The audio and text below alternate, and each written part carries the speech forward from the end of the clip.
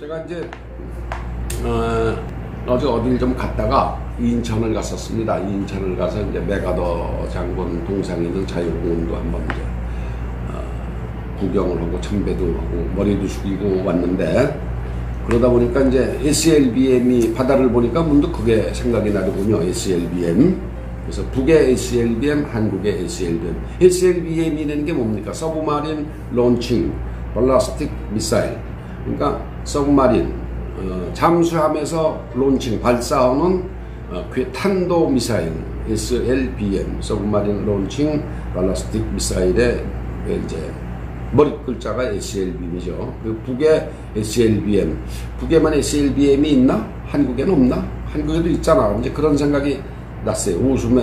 우스운 얘기입니다. 좀 이제 잠수함 발사 탄도 미사일인데, 잠수함이라는 게 뭡니까? 몰래 숨어서 이제 적국 해안에 가까이 아주 바싹 다가가는 거죠. 가까이 다가가서 거기서 발사하면은 미처 멀리서 날아오지 않고 그냥 바로 떨어지니까 미처 대응할 틈도 없이 박살나는 겁니다. SLBM이. 이제 북은 SLBM이 있다. 잠수함에서 발사하는 탄도미사일이 우리가 개발이 다 됐다. 연이 이제 제스처를 쓰고 있습니다. 근데 이게 사실로 믿어줘야 될지. 하여튼 북은 잠수함이 있긴 있습니다.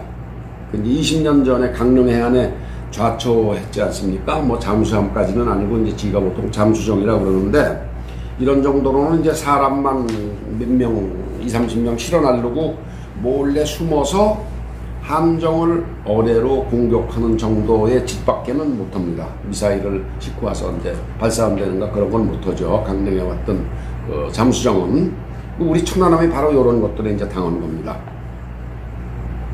근데 이제 SLBM이 과연 잠수함하고 같이 있겠느냐.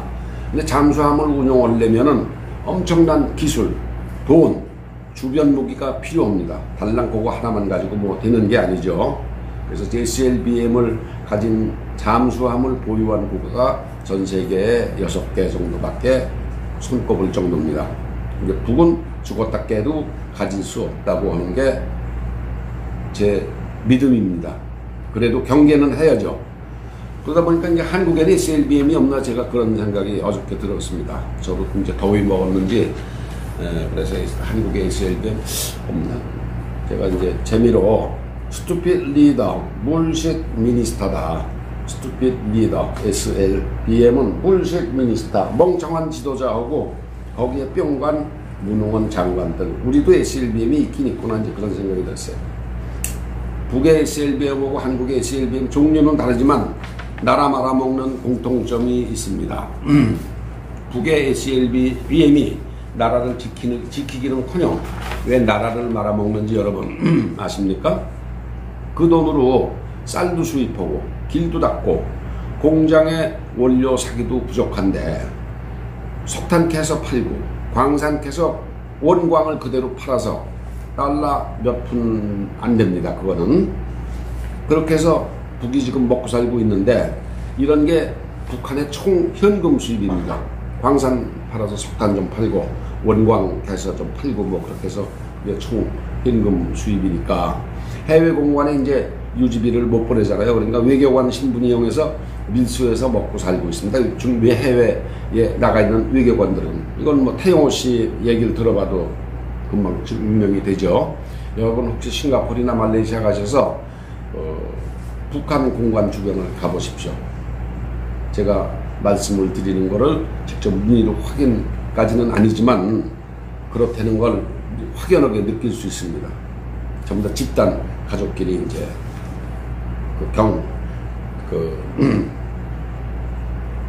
공관 내에서 이제 합숙을 하고 있습니다. 그래서 술, 담배, 마약, 요게 이제 북 외교관들의 단골 밀수 품목입니다. 그 이제 온 나라가 그렇게 유지가 되고 있는 겁니다. 북한은. 그런데 이제 그렇게 해서 SLBM을 갖고 있다 보니까, 가지려고 노력을 하다 보니까 이게 나라가 망하는 겁니다. SLBM을 갖고 나라를 지키는 게 아니라 SLBM을 개발하다가 나라가 망하는데, 한국의 SLBM이 스투핏 리더, 이게 바보 같은 이 지도자들은 나라 말아먹는 소프트웨어예요. 북은 하드웨어고 SLBM은 한국의 SLBM은 사실 어떻게 따지고 보면 탄도미사일 몇 개 만드는 것보다 더 해악이 큽니다. 왜?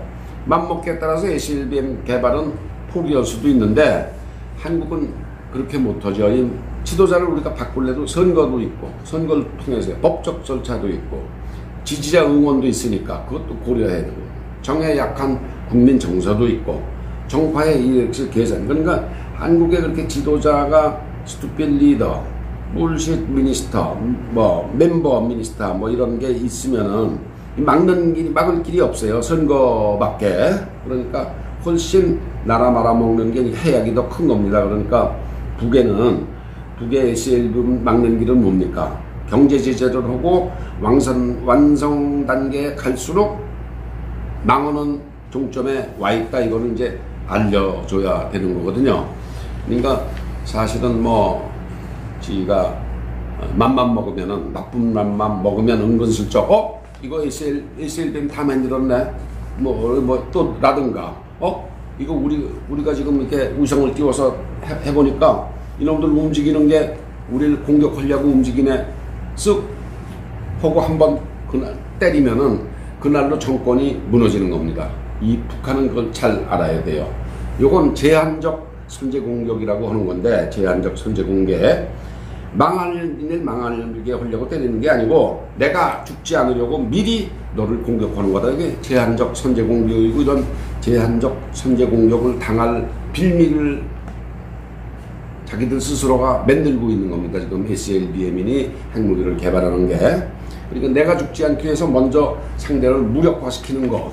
이 논쟁은 좀 있지만 국제적으로 합리적으로 받아들여지는 거지 국제적 관례고 실제 그런 예가 있습니다. 고급 정보 자산이 있으면 정보자산, 인공위성으로 정찰기라든가 뭐 사람을 스파이를 보내서 한다든가 그런 정보 자산이 있으면 얼마든지 적의 공격 가능성을 사전에 탐지할 수가 있죠. 그런데 그걸 좋은 예가 이스라엘이 과거 시리아나 이집트를 미리 공격해서 아주 무력화하지 않았습니까? 3번에 걸쳐서 또 똑같은 논리로 이란 핵시설도 때리고 드론을 이용해서 핵무기 개발 요인을 암살했지 않았습니까? 한 1년 전에.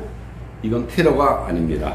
테러가 아니고 가만히 있다 얻어맞고 죽고 다음 나라 망하는 것보다는 미리 그렇게 해서 그 요인을 제거했다고 그러는 측면에서 공격한 사람이 합리화할 수 있는 그게 되는 거죠. 냉정하게 생각하면은 북한의 핵무기는 정권을 문 닫게 하는 자폭용이라고 보면 됩니다. 이걸 알아야 됩니다. 북한은. 그래서 이런 점을 북한 정권에 계속 알리고 니네들이 고도화된 무기를 개발할수록 더 빨리 망할 수도 있다. 이런 점을 알리고 깨닫게 하기 위해서라도 대북전단 금지법은 없애야 됩니다. 삐라를 날려서 그걸 빨리 알려야 됩니다. 국민들한테. 북한에. 그런데 이제 우리 대한민국 그 SLBM 정권은 이런 일을 안 하고 또 못하고 있는 거죠. 그래서 어떻게 해야 되겠습니까?